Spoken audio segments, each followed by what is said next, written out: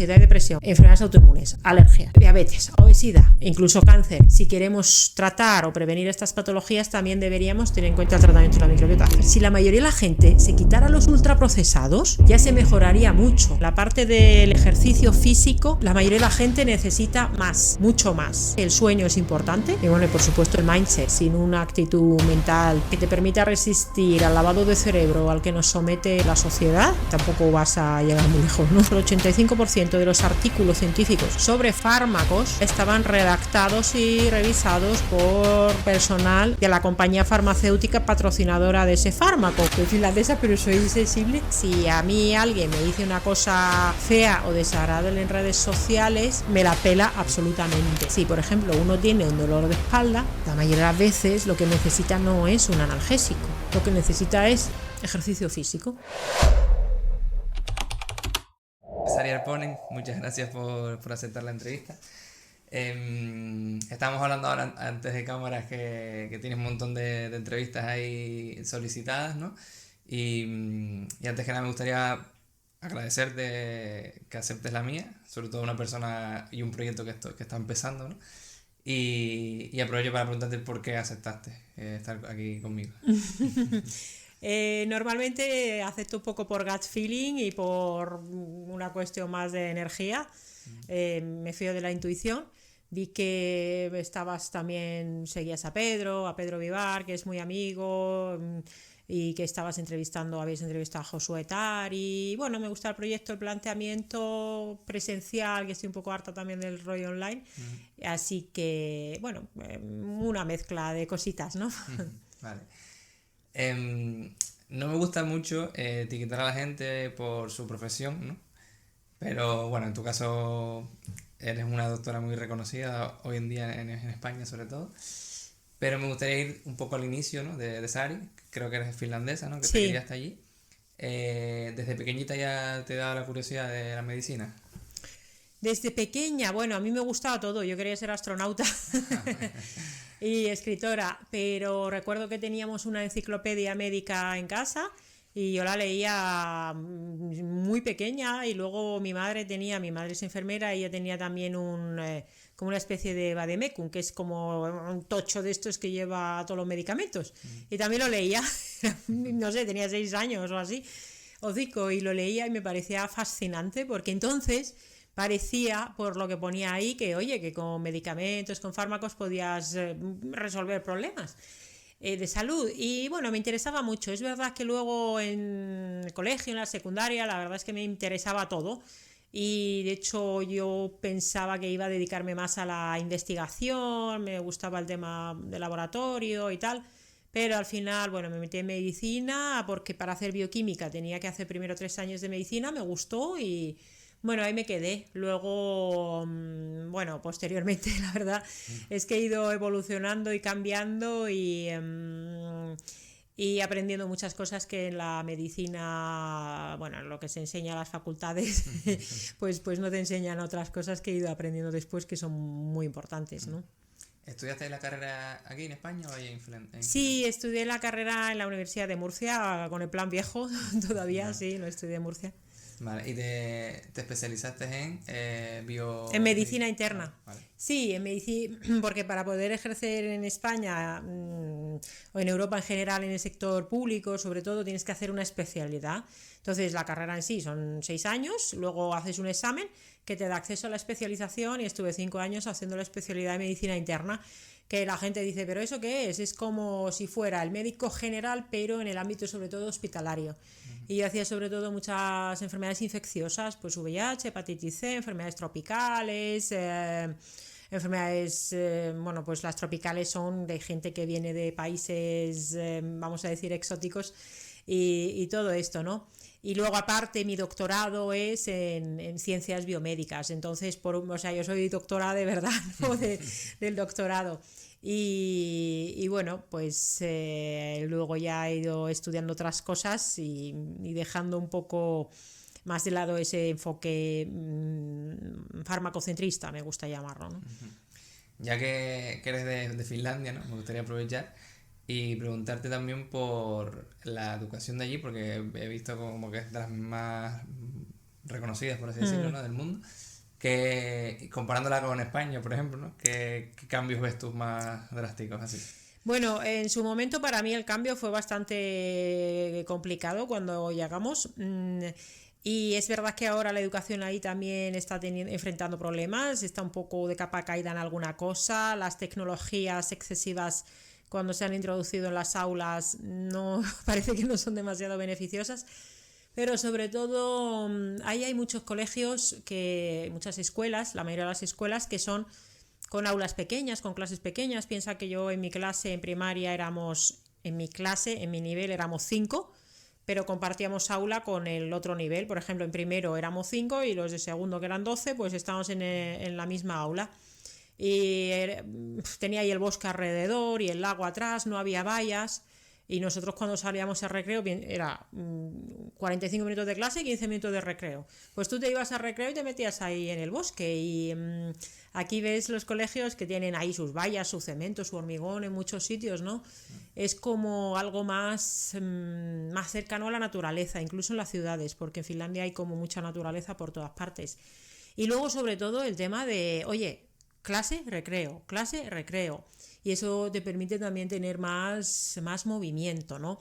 Es verdad que yo cuando fui ahí al colegio hace ya tiempo, luego lo que son las orientaciones pedagógicas, que si por proyectos, es verdad que ahí han hecho muchas cosas por proyectos, los maestros están muy considerados, es muy difícil hacerse maestro, tienen que sacar muy buena nota, no tienen, o sea, los sueldos son bastante buenos, entonces en general siempre se ha cuidado mucho la educación. Ahora han empeorado. Bueno, sabes esto de PISA, ¿no? Que les hacen unos exámenes a los niños y en función de eso dicen, la educación es muy buena, muy mala. Bueno, al final la educación en todas partes, en el mundo occidental, es muy uniforme muchas veces. En Finlandia sí se intenta individualizar un poco más, pero hay como mucha tendencia a que todos pasen por el mismo sitio. Y si a alguien se le da mal una cosa, pues lo meten en clase de refuerzo de esa cosa que se le da mal. Oye, pues mira a ver qué se le da bien y refuérzale aquello que se le da bien, ¿no? Y debería, por ejemplo, y esto en Finlandia tampoco se puede hacer, pero más que aquí, hacerse una evaluación psicopedagógica de todos los niños, no solo de aquellos que tienen altas capacidades, que tampoco se hace tanto. En definitiva, ahí yo destacaría sobre todo que hay aulas más pequeñas, que hay más contacto con la naturaleza y luego esos descansos para que los niños se muevan, porque tenerlos sentados tantas horas como están aquí en España es un atentado a la salud de los niños, ¿no? De hecho, hoy se sabe científicamente que para mejorar la productividad hay que intercalar, ¿no? Entre periodos de concentración y periodos de descanso. Sí. Pero claro, hoy se sabe científicamente, pero por ejemplo, tú cuando eres pequeñita en Finlandia, ahí no se sabía científicamente y ellos ya lo practicaban ya, ¿no? Pues sí, no sé, en aquel momento no había muchos estudios científicos sobre esto, pero así era. Y fíjate, tampoco teníamos todos los días iguales. Te hablo de primaria, ¿vale? Piensa que ahí yo empecé el colegio con 7 años. Y con 7 años, un niño en Finlandia ya puede ir solo al cole andando y volver solo a casa. Y a lo mejor llega a casa y quizá a esa hora no hay nadie, porque yo tenía, por ejemplo, un día de clase, recuerdo, creo que era en tercero, que era de 10 a 12. Entonces, claro, si tus padres trabajan, pues nadie te puede llevar. Hay como más independencia de los niños, puedes ir al bosque y hacer tus cosas, incluso hoy en día, ¿no? Esto en Japón también es un poco así, ¿no? Los niños desde pequeños en primaria pueden ir solos. Aquí en España yo lo que veo es que los niños no tienen independencia y libertad ninguna. Los adolescentes, pues parece que muchas veces tampoco. Y lo entiendo porque mucho de esto viene por la programación del miedo, ¿no? De que van a pasar un montón de cosas horribles si dejamos que los niños estén en la calle. Y quizás tiene que ver también con una cuestión de que, oye, si tuviéramos una sociedad bien montada, si un niño sale a la calle y necesita ayuda, pues le podría ayudar a otra persona que no fuera de su familia, ¿no? La verdad es que aquí en España... hombre, en una gran ciudad es complicado, pero es que ni siquiera los pueblos tienen los niños la libertad que sí que había cuando yo llegué a España, pero que todavía la tienen los niños en Finlandia y desde luego aquí en España está muy... Bueno, de hecho esto está científicamente demostrado también. Cuando los niños no pueden jugar solos, ir al, pues eso, al bosque, con la bici, hacer aventuras, incluso arriesgadas, para su salud mental va fatal. Y sobre esto hay estudios científicos también, ¿no? Yo hace poco, ya entrando un poco en cuestión, que para mí como tus dos grandes temas, por así decirlo, son la microbiota y el sistema inmune, ¿no? Hace poco leí también que, a ver cómo era, como que desde chiquitito, o sea, desde que estás en el embarazo, el bebé, ya está influyendo cosas en su sistema inmune y en su microbiota, en ambas. No, es así. Sí. Incluso cuando nace, ¿no?, el niño, todo lo que percibe en los primeros años de vida fortalece o debilita su sistema inmune. Y como que antiguamente, esos niños, como mencionamos antes, al estar en contacto con la naturaleza o con animales o con bichos o lo que sea, se les reforzaba más el sistema inmune que ahora. Entonces ahora como que hay un montón de enfermedades asociadas a eso. Y no sé qué podrías decir tú de esto, de la educación de antes y ahora, y cómo eso afecta en el sistema inmune. Bueno, una de las cosas, de los problemas principales es la separación que tenemos de la naturaleza y la suciedad sucia y la contaminación que tenemos en las ciudades, ¿no?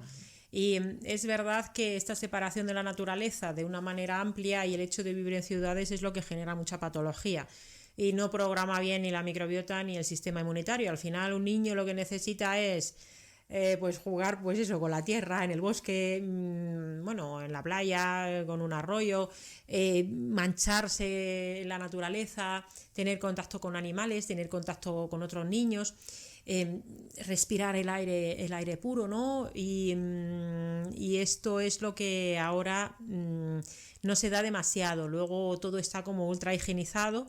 Piensa que todo se limpia, todo se higieniza, pero además se hace con sustancias tóxicas, ¿no? Porque, bueno, y sobre esto habla mucho Eva Liljeström, ¿no?, que es compañera de editorial, que tiene un libro fantástico sobre el tema de los tóxicos. Y es que no pensamos que también el hecho de limpiar en exceso, pero además limpiar con productos tóxicos, acaba siendo contraproducente. Y al final lo que necesitamos es tener contacto con la naturaleza, contacto, pues eso, con otros seres vivos, también con las plantas, incluyo aquí, y de esa manera favorecer nuestra microbiota, nuestro sistema inmune. Por ejemplo, en Finlandia precisamente, yo soy de una zona que se llama Karelia, que está en la zona del sudeste, en la frontera con Rusia. De hecho, yo vivía al lado de la frontera con la Unión Soviética en aquel entonces, ¿no? Y se han hecho estudios, compatriotas míos han hecho estudios científicos y compararon niños que nacieron en la Karelia finlandesa, que es bastante naturaleza y contacto con, bueno, pues con estas cosas que comentamos, con niños del otro lado de la frontera, en la Unión Soviética, en Rusia, pero que tenían contacto también mucho con animales de granja, a lo mejor tenían pues gallinas y más animales en casa, pues tenían muchas menos alergias esos niños rusos que los niños finlandeses. Y eso que los niños finlandeses tenían mucho más contacto con la naturaleza que por ejemplo, en una ciudad como pueda ser Madrid, Barcelona, en España, ¿no? Y a raíz de eso, en vez de, por ejemplo, para evitar las alergias, en vez de evitar la exposición a todas esas cosas que nos pueden dar alergias como el polen, lo que se propugna es, oye, lo que tienes que hacer es tener más contacto con la naturaleza, ¿no? De hecho, mucha gente que tiene alergias, cuando están en la ciudad está mucho peor que si se van al campo. Y tiene que ver con toda esta exposición, no es solo a lo que no te expones a la naturaleza, sino que te expones a la contaminación y a todas las cosas negativas que hay en las ciudades. Las ciudades nos enferman. Eso pues es así, nos gustará más o menos, pero las ciudades tal como están montadas, la mayoría, por lo menos en España, son sitios bastante hostiles para nuestra salud. Por ejemplo, no ya solo por el hecho de falta de espacios verdes o la presencia de contaminación, también por el ruido, por ejemplo. En España particularmente las ciudades son muy ruidosas y el ruido también nos enferma, ¿no? Con lo cual, bueno, pues si no podemos cambiar la ciudad, mucha gente para poder estar más sanos quizás se tiene que incluso llegar a mudarse o buscar un ambiente más amable donde vivir, o por lo menos tener espacios, bueno, pues eso, plantas en casa, o buscar un parque, o intentar ir a sitios de naturaleza de vez en cuando, ¿no? Parece que vamos a contracorriente totalmente con nuestra naturaleza, ¿no? En todos los aspectos siempre como que lo hacemos todo mal, ¿no?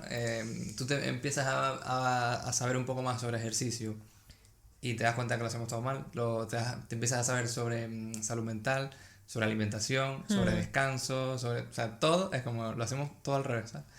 Y muchas veces parece como muy complicado, ¿no? Pero al fin y al cabo es un poco de sentido común, ¿no?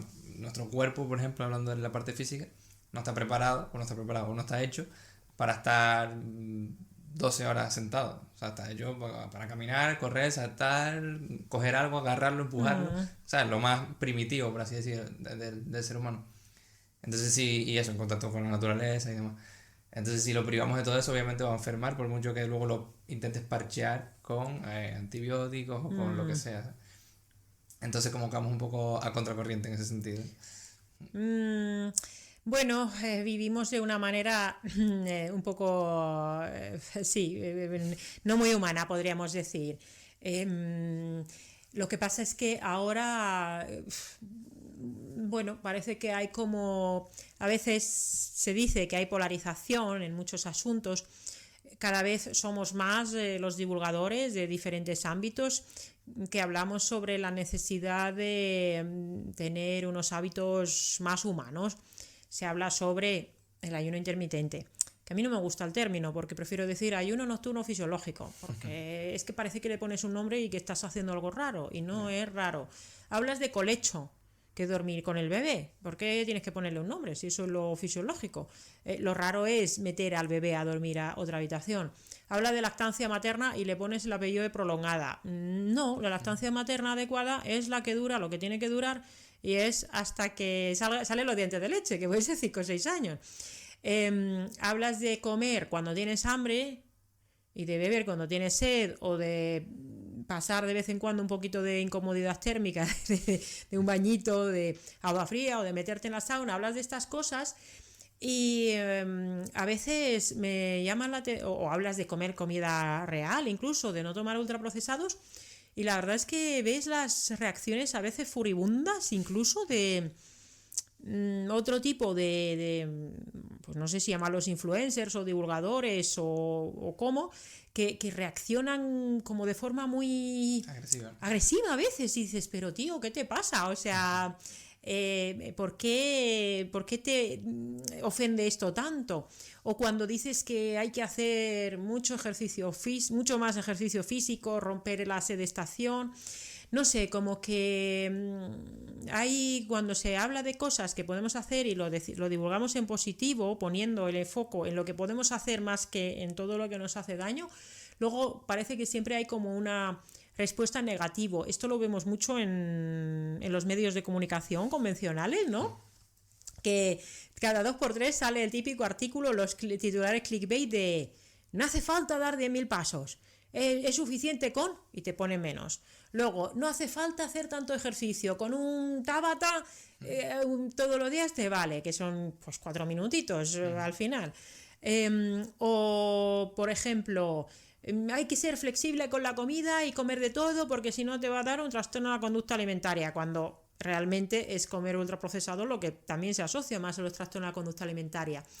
Y a mí no me gusta pensar, porque hay gente que se pone en plan muy conspiranoico, ¿no? Como en plan, esto es un malvado plan de las élites que nos quieren enfermos. Bueno, no lo sé. Pero al final a mí tampoco me gusta mucho pontificar. O sea, a mí no me gusta decirle a la gente lo que tiene que hacer. Bueno, cada uno divulga desde donde conoce y desde donde sabe, desde lo que es coherente y también lo que dice la evidencia científica, y por qué no, lo que te ha funcionado a ti y a tus pacientes, y luego cada uno que decida lo que quiera hacer. O sea, yo no le digo a nadie, a mí no me gusta decirle a nadie, haz esto, haz lo otro. Tampoco me gusta mucho la divulgación excesivamente, la que mete mucho miedo. ¿Sabes? Porque de esto también hay mucho. Si comes no sé qué, te va a pasar el tal. Ahora, de hecho, han hecho acá un reel sobre esto, como diciendo, pues todos los males que te pueden dar comiendo un montón de cosas o viviendo esto. Y entonces la gente dice, corcho, parece que no puedes comer nada, no puedes hacer nada, si te saltas un poco el estilo de vida saludable te van a dar los 7 males, no sé, al final yo sinceramente pienso que es todo bastante más sencillo que eso. Y sobre todo no deberíamos dejarnos vencer ni por el miedo ni tampoco obsesionarnos a veces con algunas cosas que tampoco podemos modificar, ¿no? Porque esa misma obsesión por hacerlo todo perfecto también puede ser complicado, ¿no? Te quería preguntar, ahora que estamos hablando de hábitos y demás, ¿cuál sería como los mínimos? ¿Sabes? Lo mínimo para estar sano, ¿sabes? ¿Qué sería? No sé, en diferentes ámbitos puede ser ejercicio, alimentación, descanso, lo que sea, pero lo mínimo, haciendo esto vas a estar sano, a partir de aquí para arriba, lo que tú quieras. Claro, al final son muchos hábitos y normalmente aquel que en el que más flojeas es lo que más te puede estar fastidiando, pero se trata de tener un equilibrio, bueno, que es como se llama también tu podcast, ¿no? De tener un equilibrio en esos diferentes ámbitos y prestar atención a todos, pero no obsesionarse particularmente con ninguno. ¿Qué quiero decir con esto? Por ejemplo, hay gente que se obsesiona mucho con la alimentación, pero mucho, y lo quiere hacer perfecto al 100%. Y oye, perfecto al 100% es muy complicado. Entonces, ¿cuánto de bien tenemos que hacer la alimentación para estar bien? Pues oye, ley de Pareto, un 80-90%, 95%, a lo mejor si tienes una patología tienes que hacerlo más óptimo que una persona que simplemente está previniendo, o sea, teniendo un estilo de vida saludable. ¿Cómo hay que comer? Si la mayoría de la gente se quitara los ultraprocesados, porque en España, cifras actualizadas no he visto, pero hace un par de años decían que 1/3 de lo que se come en España son ultraprocesados, y hay gente que no los come, con lo cual hay gente que come más. Si se quitaran los ultraprocesados, toda la bollería, todo lo que lleva un montón de aditivos, comidas preparadas, los refrescos azucarados y todas estas cosas, ya se mejoraría mucho. Fuera de esto, es verdad que la mayoría de la gente en nuestra sociedad, come de más para lo que necesita. La mayoría, hay gente que no, pero suele ser más fácil tender a comer de más que comer de menos. ¿Por qué el ayuno nocturno largo y comer solo 2 veces al día, o 1 o 3 según seas, le va tan bien a mucha gente? Porque al quitarte alguna ingesta y comer en una ventana de tiempo más cortito, sin mucho sacrificio puedes reducir un poco la cantidad de la ingesta. Porque comer 5 veces al final, además lo que comes, acabas pasando más hambre, comiendo de más, comiendo un perfil no muy nutritivo muchas veces, porque suelen ser perfiles de pues las típicas dietas de cajón, de mucho hidrato, sin mucha densidad nutricional, ¿no? Entonces, si siendo adulto, si comes comida de verdad 1, 2, 3 veces al día y haces ese ayuno nocturno mínimo de 12 a 13 horas, es que ya está. Que luego quieres ser vegetariano o vegano por tu ideología, estupendo. Acuérdate de los omega 3, vitamina B12 y suficiente proteína. Que prefieres hacer una orientación cetogénica forever, para siempre, y pues estupendo también. Si es que hay un rango muy amplio de formas de comer saludable y yo, por ejemplo, personalmente he evolucionado bastante en mis formas de comer, pero la base siempre es bastante parecida, ¿no? Y no es tan complicado. Aquí lo que pasa es que hay gente que desde un extremo o desde el otro te vende que lo suyo es mejor. Bueno, mejor para ti, a mí déjame en paz, ¿no? Eso sería como la base en la alimentación. Y luego en la parte del ejercicio físico, la mayoría de la gente necesita más, mucho más y más todavía de lo que están pensando, ¿no? Claro. Porque las recomendaciones oficiales son bastante conservadoras y de hecho a los niños se les recomiendan mucho más minutos de ejercicio y conforme vas cumpliendo años te reducen la cantidad de ejercicio recomendado.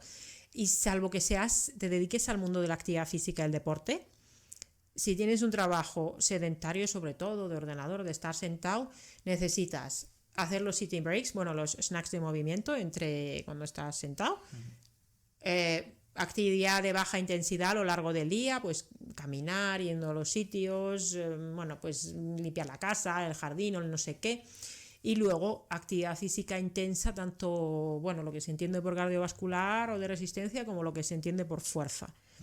Yo a nivel personal, la verdad, hacía actividad física más que la media poblacional antes del año pasado, del verano, pero para mí no era suficiente. O sea, claramente no era suficiente y hacía más que la media. Hacía mis 10.000 pasos, hacía algún entrenamiento 3 veces por semana, que supuestamente es suficiente, pero no era suficiente. Ahora entreno muchísimo más y cuanto más entreno, mejor estoy. Y es realmente cuando ya llevas tiempo con ello, cuando lo haces un hábito y prefieres entrenar antes que cualquier otra cosa. Y aquí sí que diré que todas las estrategias de entrenamiento, sí que luego hay mucha tendencia, llámalo funcional o PNM, programación neuromotriz, o bueno, yo entreno con Víctor Tellez, que bueno, uso los Clubbells y hacemos diferentes tipos de entrenamiento de fuerza y de resistencia. Bueno, yo diría de buscar un entrenador personal, un gimnasio que no tenga máquinas, a poder ser, y empezar a hacer lo que te guste. Y luego el resto es verdad que el sueño es importante. La gente dice, estoy cansado. Pues claro, si no duermes. Porque es que hay gente que necesita dormir 9 horas. Y necesitas dormir 9 horas. Y si no duermes tú 9 horas, estás hecho polvo. Entonces el tema de dormir... Y hay gente que con 7 no le llega. Y con 8 tampoco. Dormir es importante. Y a partir de ahí, por supuesto, pues la desconexión digital, tener contacto con la naturaleza... Que luego hay gente que empieza con que si hay que bloquear las radiaciones electromagnéticas, que si las luces infrarrojas, que si... Bueno, todo lo que necesite mucha inversión de dinero o aparataje que quizá no esté a tu alcance, bueno, puede ser un extra, pero la base no es esa.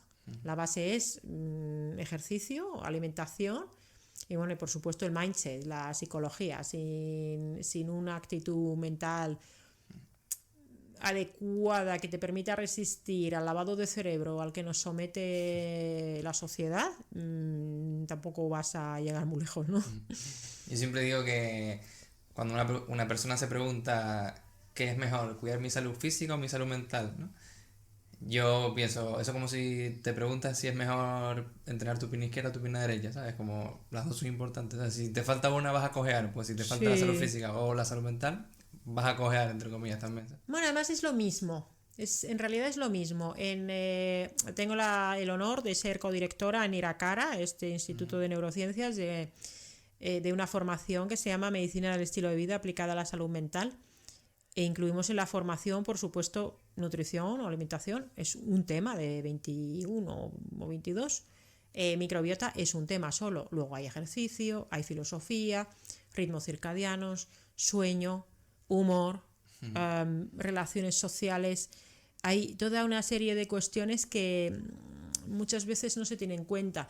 Y tener una buena salud mental sin una buena salud física es muy complicado y viceversa, porque están íntimamente ligados. Y de hecho, bueno, yo lo he contado esto en alguna entrevista ya, yo tuve un burnout horrible, estaba muy mal y yo salí de ahí con el ejercicio físico. Bueno, por supuesto, había hecho terapia previamente, al final tienes un desarrollo personal que te permite a lo mejor no recurrir en ese momento a hacer una terapia psicológica estándar, si la hubiera necesitado la hubiera hecho, pero yo la verdad fue el ejercicio físico intenso lo que me sacó de ahí. Ya vamos a entrar en la microbiota, porque creo que es un tema que eres experta y hay que aprovechar la ocasión. ¿Qué es la microbiota? Así un poco bajado a tierra, ¿no? De hecho, lo que me gusta de ti también es que lo explicas muy llanamente para que todo el mundo, ¿no?, entre comillas, lo entienda, ¿no? Sí. Entonces, bueno, ¿qué es la microbiota en general? Bueno, la microbiota son los bichos que tenemos en el cuerpo, microorganismos, ¿no?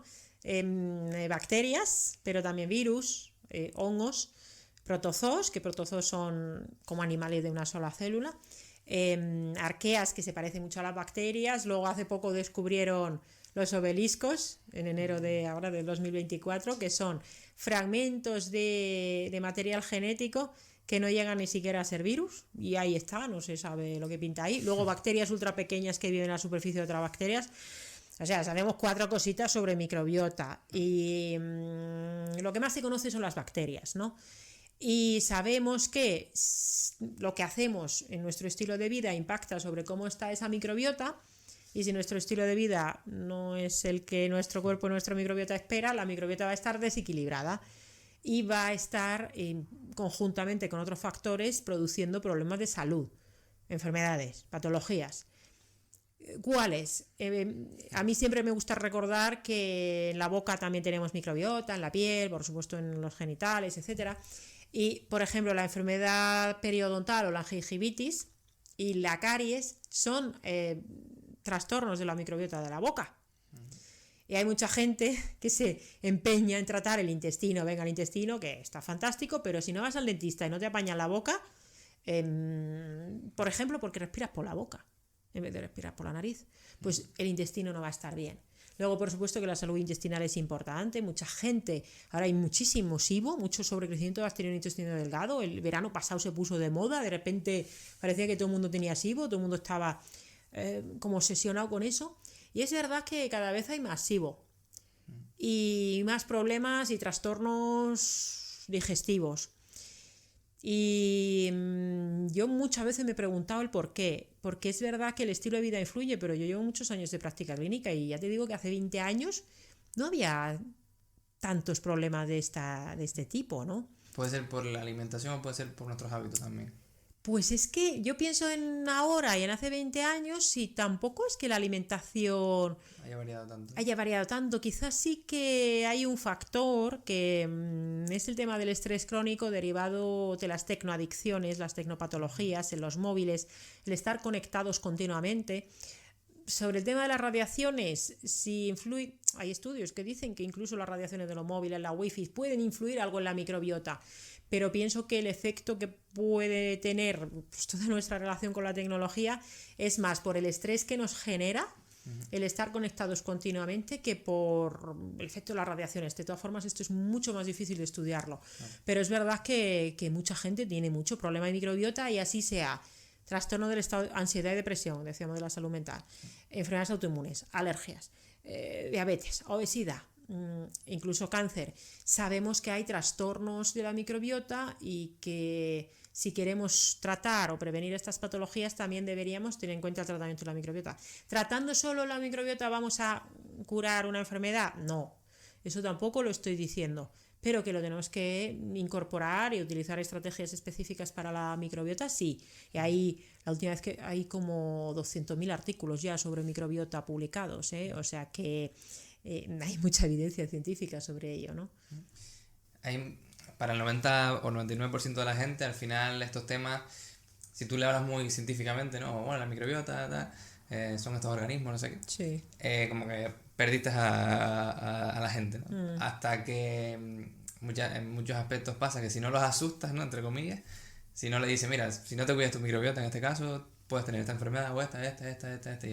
Y es como, ahora sí que presta atención. Si no, es como, bueno, una chapa ahí teórica y tal, que bueno, está bien. Pero si no la asocian con algo suyo, si no le tocan a esa persona en su experiencia personal, no actúa, no cambia, ¿sabes? Bueno, es verdad, al final, fíjate, ¿quién me decía ayer? Sí, ayer estuve tomando un café con un amigo y me decía, yo cuando estoy bien es cuando voy con mi fisio o es cuando voy con mi, bueno, pues X profesional. Cuando estoy bien.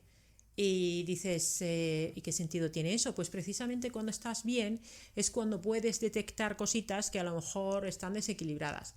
Cuando ya ha aparecido el problema no empieza hoy, cuando te das cuenta. El problema empezó hace semanas, meses o años. Una enfermedad autoinmune, por ejemplo, mucha gente tiene problemas de tiroides, Hashimoto, que es una enfermedad autoinmune de la tiroides. Muchísima gente, muchas mujeres y cada vez más hombres, que el hecho de que los hombres tengan problemas de tiroides, hace 20 años era, bueno, no había prácticamente y ahora es cada vez más frecuente, ¿no? Pues ese Hashimoto no empieza cuando tú te empiezas a notar cansado y hecho polvo.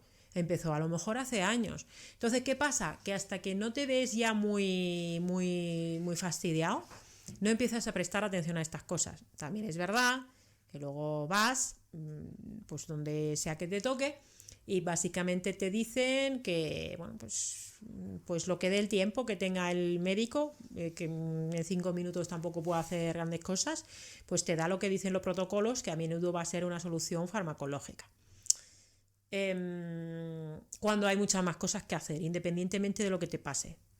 Y realmente con el estilo de vida deberíamos tratar a todas las personas que tienen cualquier problema de salud, también con la medicina del estilo de vida. Que luego aparte hace falta un fármaco, puede ser, bienvenido sea cuando haga falta, pero la medicina del estilo de vida sería obligatorio. Pero bueno, la medicina del estilo de vida, realmente yo siempre digo que los hábitos y las cosas que podemos hacer por nuestra salud no tendrían por qué costarnos ni siquiera dinero. Entonces, claro, no termina de ser quizá un negocio rentable. Es verdad que luego pues hay suplementos, hay entrenadores, hay profesionales, hay de todo. Pero oye, a mí me escribe gente que dice que se han leído pues uno de mis libros y que con eso han conseguido solucionar problemas que dices, ostras, bueno, no por leerse el libro, sino por ejecutar lo que tenía ahí, ¿no? Dices, qué potente es cuando la gente de verdad toma las riendas de su salud. Pero para eso hay que responsabilizarse. Esto, Mago More, que tiene su libro fantástico, Superpoder el éxito para gente normal, siempre dice que hay médicos de mente abierta y médicos de mente cerrada. Pues de la misma manera hay pacientes que van y dicen, solucioname esto, y hay pacientes que dicen, ¿qué puedo hacer yo para estar mejor, ¿no? Entonces yo considero que si uno no tiene esa actitud de yo quiero hacer lo máximo por estar mejor, va a ser difícil, porque los fármacos no suelen solucionar demasiadas cosas, ¿no? Son parches al final. Yo creo que el 100% de las veces que he ido al médico siempre he salido con una receta de fármacos, siempre. Pero tú eres muy joven para tener movidas. No, o sea, hace años que no voy al médico. Sí, no vayas. Hace años que no voy al médico, pero no sé, las veces que he ido de más pequeñito sí estaba más enfermo y tal, pero no sé, la última vez que fui al médico fue hace 5 años, pero bueno, que de las veces que he ido, o bueno, gente de a mi alrededor que amor va más, siempre viene a casa con un fármaco, ¿sabes? Y eso lo hablé también con Josu. Sí. Y con una psicóloga también, que básicamente se repite como el mismo patrón en diferentes ámbitos. Y es que el paciente también, por no echarle siempre la culpa a la otra parte, tiene una actitud pasiva, ¿no? En plan, pago a un entrenador personal y solucioname mi problema. Pago a un psicólogo y solucioname mi problema. Obviamente, esos perfiles te van a ayudar, te van a dar herramientas, pero que tú las tienes que poner en práctica, no te van a salvar la vida. Entonces hay mucha gente que a lo mejor se paga a un entrenador personal o va al gimnasio 3 días en semana o lo que sea, pero luego tiene que subir un piso y en vez de coger las escaleras, coger un ascensor para subir un piso. Sí. O, ¿sabes? Cosas así que no son congruentes, ¿sabes? Entonces al final es lo que tú dices, ¿no? Tomar un poco las riendas de tu salud. Y obviamente los fármacos están bien o lo que sea para... las vacunas o lo que sea, para aspectos concretos que si tienes... O lo que hace poco te lo escuché también en un podcast, ¿no? En plan, si te da un infarto de corazón o lo que sea, pues claro, obviamente tiene para eso, ¿no? Sí, para eso está. Pero bueno, todo lo que dependa de ti, básicamente, hazlo y ya, pues bueno, pues hasta también podemos salir ahora y que nos pille un coche, ¿no? Entonces, bueno, pero no depende de mí. Entonces, todo lo que dependa de ti, intenta cuidarte y ya, bueno, la lotería, pues... No hay que intentarlo, hay que hacerlo. ¿Sabes qué pasa? Que hay también mucha desinformación, ¿no? Y al final... pues el otro día me mandó alguien por Instagram, no suelo ver mucho los mensajes de Instagram porque es que ya recibo muchísimos y yo no puedo estar todo el día, o sea, yo no trabajo para Meta, yo no puedo ver los mensajes y contestar a todo el mundo, pero a veces lo miro y me mandó una persona un vídeo de un médico que decía, no tomes magnesio, nadie tiene que tomar magnesio porque te puede dar un paro cardíaco. Dices, ostras, el 80% de la población de España no ingiere ni siquiera el 80% de magnesio recomendado. Y el magnesio recomendado es menos, o sea, la recomendación ya es muy por debajo de lo que realmente necesitamos, ¿no? Entonces, por ejemplo, en el ámbito de la optimización nutricional se arreglarían muchos problemas si hubiera una optimización nutricional de verdad del magnesio, la vitamina D, de ratio entre omega 6 y omega 3...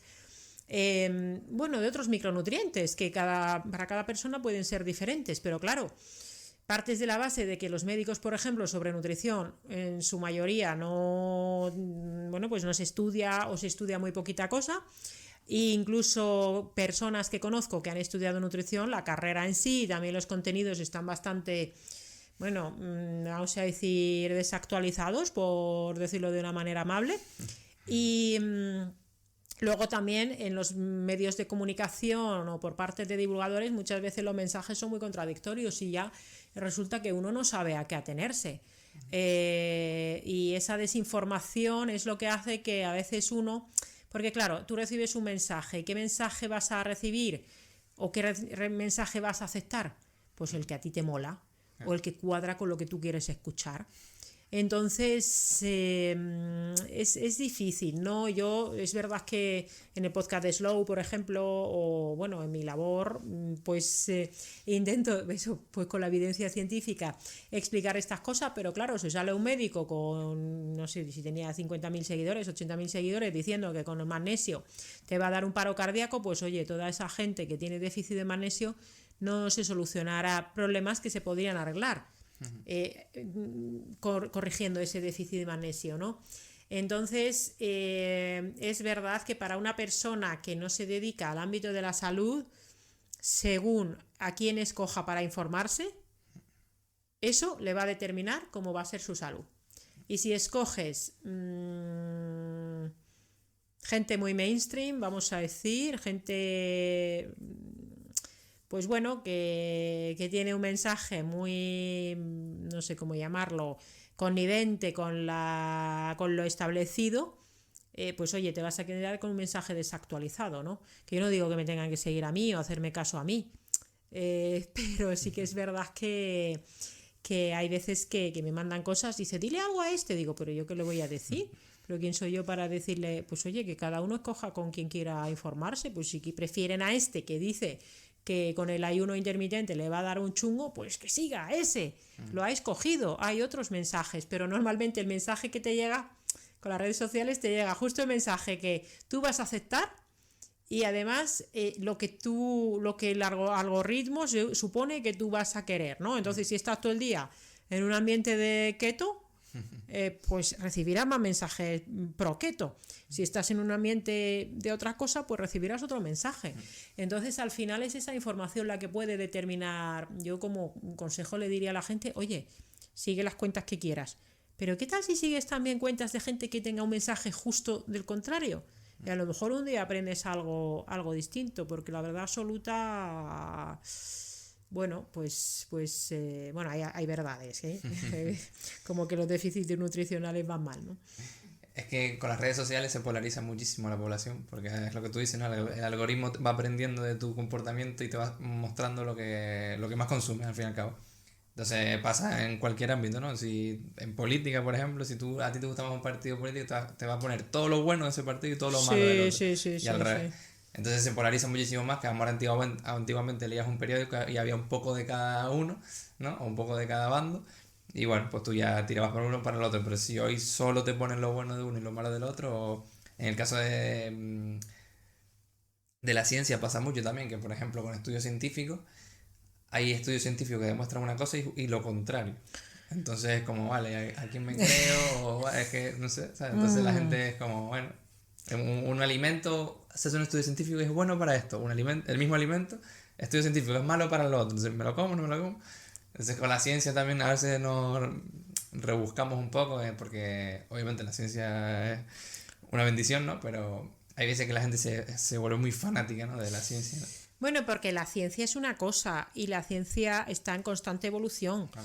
Y el cientificismo, que es convertir la ciencia en una religión, es otra cosa. Y la ciencia la hacemos los seres humanos y como la hacemos nosotros es imperfecta. En particular cuando, fíjate, una vez puse en el Instagram una story que era sobre un artículo que decía que creo que era el 82 o el 85% de los artículos científicos sobre fármacos en realidad estaban redactados y revisados por personal de la compañía farmacéutica patrocinadora de ese fármaco que se estaba investigando. Y yo puse ahí como una encuesta, ¿esto te parece un problema? Y había un gran porcentaje, y eran seguidores míos, que ya se supone que tienes un sesgo. Muchos decían, pues ¿qué problema hay? Y dices, ostras, ¿tú no ves un problema en que si esa compañía tiene ese fármaco y está redactando el artículo del estudio científico sobre ese fármaco, que puede haber sesgos ahí, porque la estadística, bueno, la estadística es una cosa, pero el cómo redactas tú luego el artículo y qué datos presentas es otra. Esto Peter Goetze es un internista, fue fundador de la Cochrane, que te medicina basada en la evidencia, tiene un libro que se llama Medicamentos que matan y crimen organizado. Entonces, y luego hay una plataforma también que se llama No Gracias, que habla sobre los conflictos de interés que hay, y que porque un artículo esté publicado en una revista científica no quiere decir necesariamente que sea buena ciencia, porque luego hay muchos artículos que no se publican. Y, por ejemplo, pues no sé, tema del colesterol. Los fármacos para el colesterol, por ejemplo, hay mucho que decir sobre cómo se comercializan estos fármacos, y el cómo todavía hay gente por ahí que dicen que la grasa es mala, o que hay que comer 5 veces al día, y sacan las dietas de estas de cajón, por ejemplo, para mujeres embarazadas con resistencia a la insulina. Entonces, bueno, pues la ciencia está allí, luego hay gente que la interpreta y gente que hace cherry picking, y bueno, que es básicamente coger aquello que te interesa y presentar aquello que te interesa, ¿no? Y cuando hay intereses económicos detrás, cui bono, se dice en latín, ¿quién se beneficia de que se haga una recomendación particular? Esto ya puede hacer que, bueno, pues que las recomendaciones que se hagan a la población no sean del todo independientes, ¿no? Al final, bueno, pues entran muchos factores en juego. Sí, después el fármaco en cuestión se retira del mercado y ya está. ¿Sabes? Y todas las consecuencias negativas que a lo mejor tú no quedan ahí como en el cajón, y vuelve otro y el otro se pone de moda y lo que sea. Y mucha gente está como adicta, entre comillas, ¿no? Dependiente del fármaco. Sí. Desayuna 5 fármacos y el desayuno después. ¿Sabes? Bueno, esto Peter Goetze en su libro lo cuenta como fármacos que en un momento determinado se aprueban, ganan pues miles de millones de dólares, y luego a lo mejor se descubre que tiene un efecto secundario que conocían pero que han tapado y que se ha tardado en descubrir, y pagan una multa, pero la multa es menos de los beneficios. Yo con esto no estoy diciendo que los fármacos no haya que utilizarlos, insisto, por ejemplo en VIH, hepatitis C, los fármacos son fundamentales, los antibióticos han salvado muchas vidas a lo largo de la historia, y bueno, pues según los cuadros que hay muchos fármacos que solucionan muchos problemas, pero si hay que utilizarlos, vale, pero también habría que utilizar la medicina del estilo de vida, ¿no? Y por ejemplo, el dolor. En Estados Unidos, no sé, quizás, no sé si habéis hablado de esto, pero en Estados Unidos tienen una epidemia de opioides, de excesivo uso de opioides, un tipo de fármacos que no es la morfina, sino opioides más modernos, digamos, con un poder adictivo tremendo. Y se sabe que la empresa farmacéutica que fabricaba estos fármacos presionaba, incluso pagaba a médicos en Estados Unidos para que prescribieran estos fármacos para dolores, pues lumbalgias y dolores chorras. Y entonces gente que a priori no pensarías nunca, y esto es un prejuicio, ¿no? Pero gente que vive en su suburbio con su familia, gente con trabajo normal y educación y tal, se volvían adictos a los opioides. Y de hecho en Estados Unidos a día de hoy la sobredosis por opioides es la primera causa de muerte en gente entre los, no sé si empieza a los 14 o los 18 años hasta los 50 años. Y de hecho murió durante el tema del COVID, murió más gente de sobredosis de opioides por debajo de los 50 años que por temas de COVID. Y claro, aquí en España no es tan problemático, pero es verdad que si, por ejemplo, uno tiene un dolor de espalda, la mayoría de las veces lo que necesita no es un analgésico, lo que necesita es ejercicio físico. Es más fácil lo otro. Bueno, no hay sobre esto los profesionales del ejercicio físico, del deporte, de la actividad física. Creo que regulatoriamente, no sé si esto ha cambiado recientemente, decían que ni siquiera tenían consideración de profesionales de la salud, y de hecho sé que hay debates y discusiones a veces entre fisioterapeutas y profesionales de la actividad física y el deporte sobre quién tiene que hacer la prescripción del ejercicio físico en el deporte y bueno, cada uno defiende su campo, ¿no? Bueno, yo no sé quién lo tiene que hacer, porque al final tiene que hacerlo quien tenga el conocimiento. Y yo personalmente pienso que puede venir tanto desde un campo como el otro. El caso es que está claro que en la sanidad pública hay algunas iniciativas, por ejemplo, de prescripción de ejercicio físico, pero son claramente insuficientes. Es que, claro, si a uno le duele la espalda, ¿qué va a hacer el médico cabecera? El médico cabecera no es quien le puede decir la pauta que tiene que hacer. Es que a lo mejor hay que hacerle una valoración biomecánica, ver de dónde viene ese dolor, cómo se mueve. Bueno, pues una serie de cuestiones que no se contemplan, pero que a largo plazo serían mucho más beneficiosos. E incluso la fisioterapia. Bueno, y yo tengo muchísimos amigos fisioterapeutas y están los fisioterapeutas que solucionan cosas y que mandan también pautas, pues haz esto, haz lo otro, empieza a entrenar así asado. Y luego están aquellos pacientes que no toman el ibuprofeno, pero van a su fisioterapeuta ibuprofeno, entre comillas.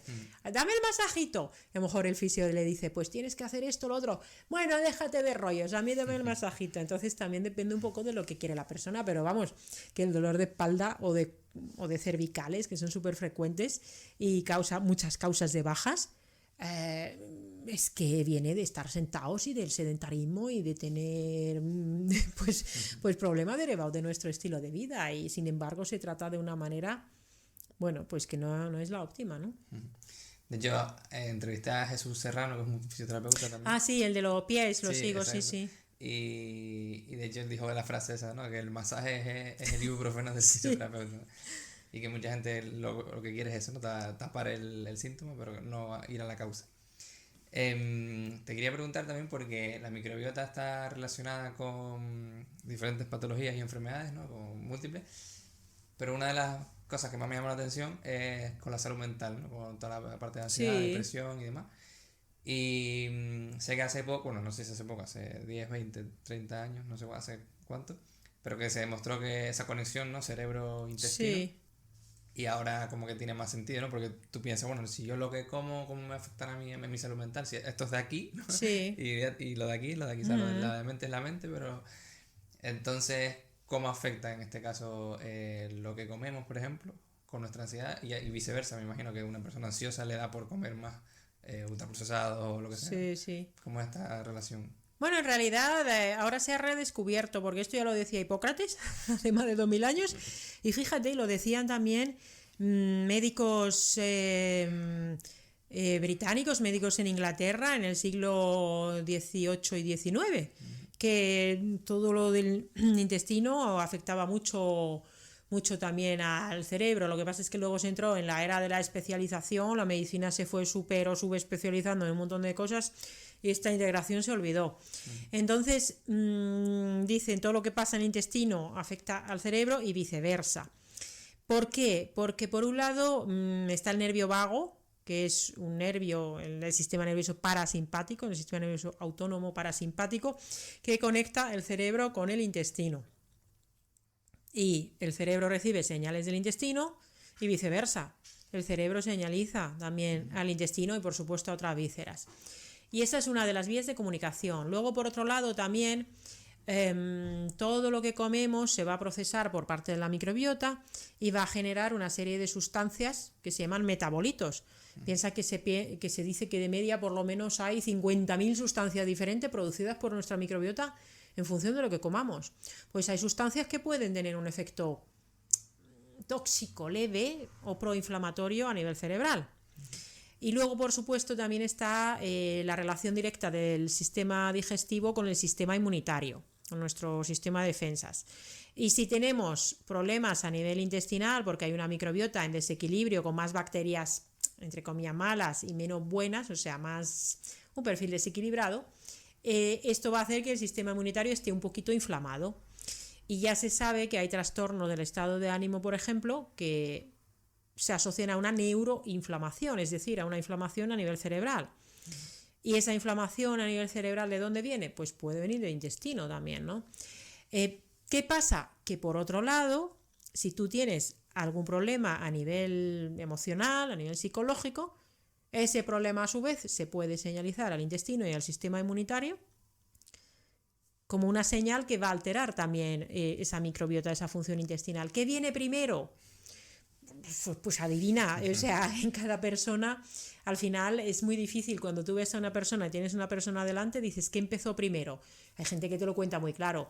Pues yo pues me cogí una gastroenteritis y a partir de ahí estoy fatal y tengo ansiedad, bueno, estoy mal. O gente que dice, pues es que me dejó mi pareja o me echaron del trabajo y a partir de ahí empecé a caer en picado y... Entonces, a veces puedes identificarlo, pero la mayoría de las personas saber por dónde empezó la cosa, pues, ya lo veo muy complicado. Y tampoco es útil. Al final lo que tienes que es ir a la solución, más que empezar ahí a... Que sí, que hay que buscar un poco las causas, pero tampoco hace falta remontarse. Y hay gente que está tan mal, que está mal desde que... Yo es que estoy mal desde que era pequeño. Dice, y ya era un niño que lloraba mucho. Y dices, ostras, pues a lo mejor tienes una celiaquía que no te diagnosticaron o, bueno, pues una serie de problemas en la infancia que también nos influyen, bueno, malos tratos en el hogar, abusos, este tipo de cosas que también influyen, ¿no? Entonces hay una relación directísima entre el intestino y el cerebro y si tienes una persona con problemas de salud mental, le tienes que tratar también el cuerpo y, claro, a ver... Si tienes un problema del cuerpo, tienes que ver cómo influye el estado de su cerebro en su conducta, porque la mayoría de la gente sabe lo que tiene que hacer en estilo de vida o en hábitos, pero no lo hace. ¿Por qué? No porque no quiera, es que no puede. O sea, tiene tal neuroinflamación en su cerebro y tal falta de energía que sabe que se tiene que levantar del sofá y hacer ejercicio, pero no le da la vida. O sea, es que de verdad su cerebro no se lo permite porque está inflamado.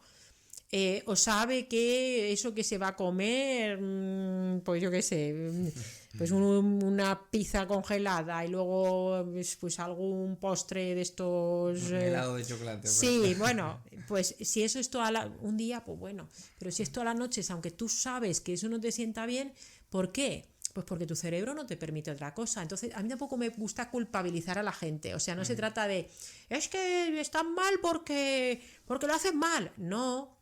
Está mal porque no te da la vida, porque tienes un contexto y ese contexto te acaba enfermando. Entonces no se trata de culpabilizar, pero sí de responsabilizar. O sea, tú eres responsable de tu salud. ¿Qué te cuesta? ¿Que no tienes energía? Vale, pues vamos a empezar poco a poco. A mí Hábitos Atómicos, que lo leí y no hace mucho, me gusta bastante porque dice, vamos a empezar de a pocos. Claro, si empiezas de a poco, pero te quedas dice, poco. Haz 2 minutos de ejercicio, pues si te quedas en los 2 minutos todos los días tampoco vas a mejorar, ¿no? Antes de terminar, hay una cosa que me gustaría comentar contigo, que es la parte de las redes sociales, ¿no? ¿Cómo gestionas tú las redes sociales? Porque a veces, por muy bien que lo hagas o por muy buena persona y demás, siempre vas a tener hate, ¿no? Sí. Siempre vas a tener críticas y demás. Entonces tú cómo las gestionas y si en algún momento ha afectado en tu vida y ahora las gestionas de manera diferente a lo mejor. Sí, en algún momento me ha llegado a afectar porque, a ver, yo soy una persona, yo soy sensible, soy finlandesa pero soy sensible y cuando alguna vez te dicen cosas, me pasó y lo he contado en algún sitio, que se viralizó un montón un vídeo de una entrevista que me hizo Alex Fidalgo y se viralizó un montón y la gente se puso a decirme cosas, pero ataques súper chungos y yo decía, pero bueno, esta gente, ¿qué le pasa? Y entonces, es verdad que no he tenido muchos haters tampoco en general. Hay gente que dice, pues si no tienes haters es que eres un tibio. Bueno, yo no soy especialmente tibia, pienso. Pero bueno, al final tampoco he tenido muchos haters. Pues alguno siempre sale y más en cosas que no son de mi propia producción, digamos. Pero digamos que yo lo que veo claro es que si a mí alguien me dice una cosa fea o desagradable en redes sociales... El problema no soy yo, ni lo que yo haya dicho. El problema es esa persona que tiene neuroinflamación seguramente y seguramente se encuentre mal y tenga problemas en su vida para que descargue de esa manera en alguien que no conocen o que conocen pero que, bueno, pues le ha resultado ofensivo. A ver, si al final cuando hablas en público, haces muchas entrevistas y haces cosas, por supuesto hay veces que no te explicas bien y por supuesto que hay veces que, sobre todo cuando te sacan de contexto algo que has dicho, pues fulanita ha dicho que no sé qué, Bueno, pues sacado de contexto, por supuesto que a todos nos pueden sacar cosas que dices, hombre, en el contexto global lo matizaba más, pero bueno, yo la verdad, las redes sociales, al final yo tampoco últimamente, es que además no estoy publicando casi nada porque me agotan bastante. Y no estoy tampoco muy pendiente. En general la mayoría del feedback que recibo es muy positivo y cuando alguna vez pues me dicen cosas digo, bueno, pues a lo mejor... Luego pienso, tendría que matizar más las cosas e intentar no ser tan... Y luego pienso, pues es que da igual lo que digas, que siempre si alguien vas a alguien. Claro, siempre vas a ofender a alguien y además vivimos ahora mismo en un momento especialmente de ofendiditos. De gente que se ofende por todo. Mucha piel sensible. Por ahí. Claro, y es gente, dice, es más fácil ofender a alguien que no ofender. Entonces, como yo no, o sea, no ofende quien, ¿cómo es? No ofende quien quiere, sino que puede. Yo no busco ofender a nadie. Pero si alguien se ofende, pues bueno, pues mira, lo siento, pues espero que arregles aquello que haga que sea algo ofensivo. Yo personalmente no lo entiendo, o sea, lo del hater, yo jamás he puesto una crítica negativa, por ejemplo, de un libro, aunque no me haya gustado. Nunca he puesto una crítica negativa de un restaurante, aunque haya tenido una mala experiencia. Y nunca jamás he puesto ni pondré un mensaje de hate. Pues si hay alguien que, y a veces me escriben, dice, dile algo a este, digo, que le diga. O sea, mi tiempo es muy valioso. Yo no me voy a dedicar a decirle cosas chungas a alguien. Yo personalmente prefiero, bueno, pues preocuparme por hacer bien mis cosas, no ser mala, o sea, no decir cosas chungas a sabiendas, y si algo de lo que digo alguna vez le ofende a alguien, pues mira lo que hay. O sea, a veces la mera, por una cuestión probablemente más energética, incluso de química, pues tu mera existencia a veces pues le ofende a alguien. Pues bueno, pues ¿qué le vamos a hacer? Es lo que hay. A mí hace tiempo me preocupaba más, pero ahora sinceramente puedo decirlo, me la pela absolutamente. Es más, a veces incluso pienso, si dijera de verdad muchas de las cosas que pienso, si las dijera de verdad de una manera como las pienso, bueno, tendría un montón más de haters y seguro que un montón más de seguidores. Pero bueno, tampoco a mí personalmente no me apetece mucho buscar polémicas, y reconozco que como médico considero que tengo una responsabilidad que viene marcado por el código deontológico para divulgar de una manera responsable, ¿no? Y al final lo que importa es el mensaje, al fin y al cabo, no quién lo dice. Y yo también lo aplico a ti, a mí y a quien sea, ¿no? Que yo cuando empecé también tenía como ese miedo, entre comillas, y que dirán, a lo mejor meto la pata en un comentario, lo que sea, o se saca de contexto y tal. Pero al final es como, mira, me da igual. O sea, yo intento que el mensaje o traer a gente que aporte algo útil, ¿no? Para cualquier persona. Y el mensaje está ahí. Da igual si el podcast lo hago yo o lo hace otro, que al final, o quien divulgue de microbiota, sistema inmune, de hábito, da igual quien sea, que el mensaje es lo importante. Entonces como que tú te quitas importancia y, bueno, no me están criticando a mí, están criticando a una careta ahí que hay, que en este caso soy yo, pero lo importante es el mensaje, yo creo. Y yo creo que esa es la clave, porque si no, al final hay gente como tú o como otra persona que tiene mucho conocimiento, que puede aportar mucho valor públicamente y ayudar a mucha gente, y no lo hace por miedo de 4 que te vayan a criticar, ¿sabes? Bueno, a ver, yo para mí al final es verdad que pues a veces, pues obviamente no a todo el mundo le puede gustar lo que digo, pues es verdad, no me preocupa, pero la verdad es que tampoco el pensar, ay, fíjate que me han dicho, también es darse como un poco importancia de más, porque el hater probablemente suelta el comentario y se olvida. A lo mejor son todos 20 comentarios Sí, en la tarde, ¿sabes? sí, Pero y pues uno más. Y tú a lo mejor, si te quedas ahí, al final, si tú le prestas atención y pones el foco en eso, le estás, primero, que estás bajando tu propia vibración a nivel energético, que no viene nada bien. Yo personalmente considero que es mejor, alguna vez si he contestado a algún hater, lo he hecho siempre desde el amor y la educación, como incluso dando la razón, la parte que tenga. Bueno, cuando son muchos dices, bueno, mira, paso porque me quita tiempo, pero no darles, al final te harán el efecto que tú permitas que te hagan. Bueno, paso bastante ahora mismo, la verdad. Habrá gente que hasta lo busque, gente que busque decir algo polémico para que me digan, entonces tener ese juego ahí, pero bueno. Bueno, pero vivimos en eso ahora. Yo la verdad es que estoy un poco, prefiero hacer las cosas a mi manera. El algoritmo me da exactamente igual que si la frecuencia de publicación, que si haces las cosas así, asado. Mira, yo no trabajo para Meta, no trabajo para X, no trabajo para Google, no trabajo para redes sociales. Yo soy autónoma. Mi propósito es ayudar a la gente a la que le pueda ser de ayuda lo que yo cuento, que no es todo el mundo ni mucho menos, no es un mensaje, insisto, mainstream ni tampoco excesivamente popular para mucha gente a lo mejor. Y ya está, pues oye, tampoco hay que darse más importancia, que al final hemos venido aquí a la Tierra, estamos aquí un ratito y luego se pasa y nadie se acordará de nosotros. Ya para terminar, hay una pregunta que siempre hago al final a todos los invitados. Y es que, como el podcast se llama Balance, ¿no? Ese equilibrio, entre comillas, entre las 5 grandes áreas para mí. Pues la pregunta final es que el invitado se puntúe a sí mismo, como se encuentra hoy en día, en esas 5 áreas, del 0 al 10, ¿no? Así que si quieres, para que sea más fácil, yo te digo el área y tú te dices que es la puntuación. Del 0 al 10, ¿no? Sí. Vale. Entonces la primera es el área física. El área física. Bien.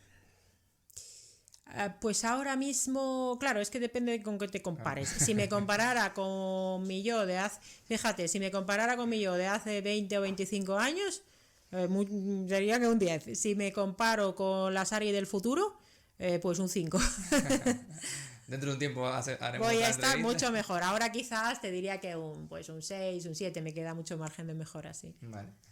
En el área mental. Bueno, esto incluye muchas cuestiones. Yo siempre digo que soy una eterna aprendiz de cosas. Vamos a decir un 7,5. Vale. Luego sería el área espiritual. Pues ahora mismo estoy en un 8, 9. Para las personas que no suelo tocar la espiritualidad en la entrevista, que luego al final le pregunto qué es para ellos la espiritualidad, porque me causa curiosidad. ¿Qué es para ti la espiritualidad en tu caso? Bueno, ahora estoy en un proceso de cambio en este sentido. He podido escuchar alguna charla recientemente de Manel Sansegarra, por ejemplo, sobre cuestiones muy interesantes. Estoy haciendo lecturas y al final tiene que ver sobre todo con la conexión con algo más grande que nosotros mismos. Y puede ser a nivel de conciencia, o incluso a nivel de, Manel Sansegarra, el doctor Sansegarra habla sobre la supraconciencia.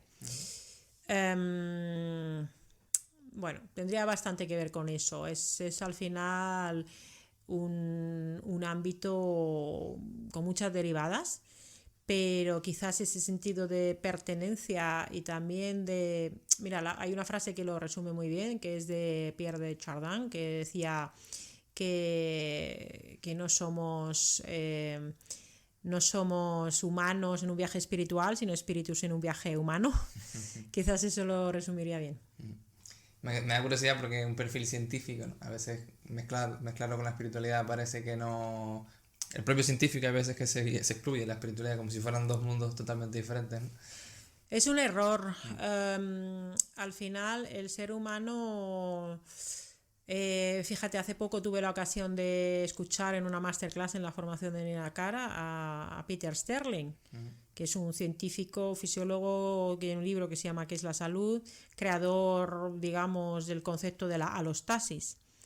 Y él en su masterclass hablaba sobre cómo el déficit de las cosas que nos hacen humanas es lo que nos enferma, y las cosas que nos hacen humanas es movernos como humanos, tener desafíos, digamos, intelectuales, la cooperación. Nos hemos hecho buenos los humanos en muchas cosas por la cooperación más que por la competición también, pero más por la cooperación, y el déficit de prácticas sagradas. Y el déficit de prácticas sagradas que decía Peter Sterling, es súper científico él, quizás sea lo que haga que luego la gente se acabe identificando con la tribu, pues la tribu keto o la tribu vegana o teniendo estas tecnoadicciones y estas tecnopatologías.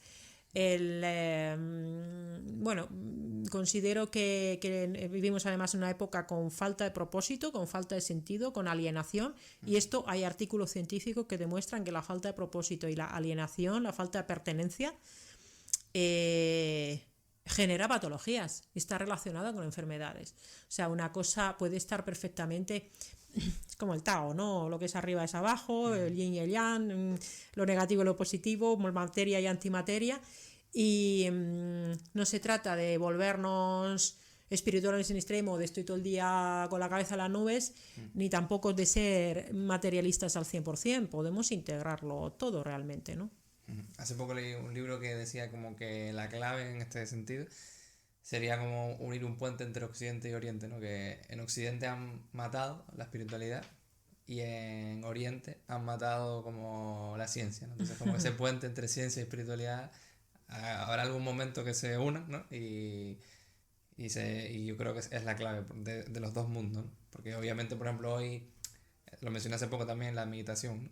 La meditación hoy está demostrada, súper demostrada científicamente, sí, pero se lleva practicando 3.000 años, 2.500 años o así. Entonces, antes era, o incluso hasta ahora, se asocia con espiritualidad. Entonces, hace 2.500 años era espiritualidad y ahora ciencia, o sea, entonces como que, bueno, pues lo que hoy todavía no se ha demostrado, pues habrá cosas que sean chorradas, obviamente, y cosas que todavía no se han demostrado porque no hemos llegado a ese nivel todavía. No sé si de verdad es necesario demostrarlo todo para Exacto. hacerlo. Si a nosotros nos gusta y nos es coherente con nosotros mismos, ¿no? Al final lo que vale, entre comillas, lo que predomina es tu experiencia, no un estudio. O sea, en plan, Claro, es que una cosa es lo que tú hagas en tu vida, en tu entorno, y otra cosa es cobrarle a la gente X dineros por hacer X cosas. Ahí pues también podríamos diferenciar un hace poco, poco ¿no? se lo escuché a Pedro Vivar, eso, de un estudio sobre el agua fría, baños de agua fría, ¿no? Sí, No es lo mismo meter a 10 personas en agua fría en un estudio científico de si estás 10 minutos en agua fría te doy luego tantos sí, euros, que hacerlo tú porque sin ningún motivo económico aparente, sin un reconocimiento de ese estilo, sino porque te sienta bien y ya está. claro. Entonces, lo que pasa en el cerebro de esa persona, por poner un ejemplo, es diferente en cuanto a rendimiento económico o salud, simplemente. ¿Sabes? Sí, así es. Ujú. Luego el otro área sería el área social. El área social, bien. A ver, podría decir un 10 si tuviera más ocasión de ver más a las personas que tengo la fortuna de haber encontrado en mi vida. Amigos, compañeros profesionales, digamos, porque al final, pues según dónde vivas o dónde están esas personas, a lo mejor el contacto en el día a día no es el óptimo, pero lo que es en cuanto a personas en sí, yo les pondría un 10 a todos ellos y bueno, pues tengo mucha suerte con eso. Se te ve en los vídeos y demás también muy bien rodeada, ¿no? Sí, Siempre. sí. Así que creo que es un aspecto también fundamental. Uh-huh. Y luego ya la última sería el área económica. Pues realmente una persona que tiene una casa, que tiene para comer, que puede irse de vacaciones, que puede decidir su cesta a la compra, si necesito ropa me la puedo comprar. Es verdad que tenemos 2 coches en casa y uno tiene, no, creo que, a ver, 17 años y el otro 16. Bueno, no, porque no me preocupa mucho el tema coche, ¿no? Bueno, pues cuando tienes todo eso, yo creo que no ponerse un 10 sería una falta de gratitud importante. ¿Que podría tener mucho más dinero? Pues podría. Si tuviera muchísimo más dinero me compraría yo qué sé, un coche de estos súper caros. Pues creo que no. Bolsos de 3.000 euros, pues probablemente tampoco. A lo mejor, no sé, yo creo que tampoco cambiaría muchísimo más de mi vida si tuviera muchísimo. Bueno, sí, mira, si tuviera muchísimo dinero de esto que yo qué sé, participas en un sorteo de lotería, me encantaría poder hacer una librería cafetería, que me parece un negocio ruinoso como negocio. Entonces no me metería en ese negocio si no tuviera un dinero que me sobrara, ¿no? Entonces yo creo que cuando tienes las necesidades cubiertas e incluso más que las necesidades básicas cubiertas, que somos la gente que en nuestra sociedad tiene la suerte de, bueno, la suerte no, al final te lo has trabajado, el tener un trabajo, unos ingresos, que yo soy autónoma y también pago muchos impuestos y contribuyo, ¿no?